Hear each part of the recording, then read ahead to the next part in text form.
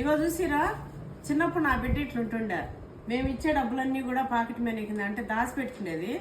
మాకు ఇంట్లోకి ఏమైనా అవసరమైందనుకో 500 ఇచ్చిందనుకో, 500కి వారం రోజులు ఉంటేమో 1000 రూపాయలు, నెక్స్ట్ డే ఇస్తే ఏమో 600 ఇట్లా తీసుకుంటుండే.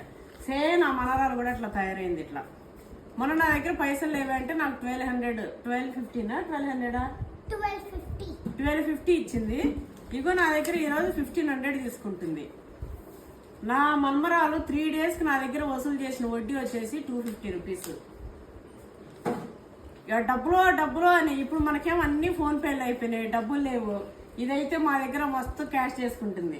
వాళ్ళ నాన్నకి 200 ఏమి ఇచ్చింది. మళ్ళీ నాన్న దగ్గర ఎంత నువ్వు తీసుకున్నావు?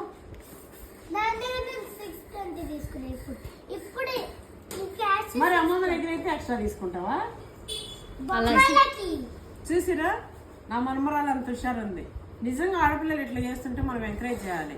అప్పుడే వాళ్ళు మనీ సేవ్ చేసుకుంటూ మనకు అవసరానికి మనకి ఇస్తూ మళ్ళీ వాళ్ళు వడ్డీ వసూలు చేస్తారు అన్నట్టు. నా మనమడేమో అదేంటిది హుండీలు వేసుకుంటున్నాంట పైసలు. రాగానే నాకు 500 అమ్మమ్మ 500 అమ్మమ్మ అని 500 తీసుకొని పోయి ఎక్కడ వేసుకుని వచ్చినావు? వడ్డీలో. అంటే ఇప్పుడు 700 ఉంది. ఇప్పుడు 700 ఉందంట. 200 ఇంట్లో తీసుకోండు. 200 ఎవరి దగ్గర తీసుకున్నావురా?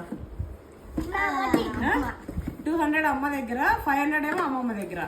ఇగో అమ్మమ్మ నాకు డబ్బులు ఇయ్యి అన్నాడు. ఎంత ఇవ్వాలంటే ఇగో 50, 100, 200 నీ ఆప్షన్, కాకపోతే 500 అంటుండు. నా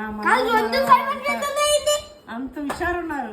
500, 600, 700 చేస్తే వేస్తుండదు.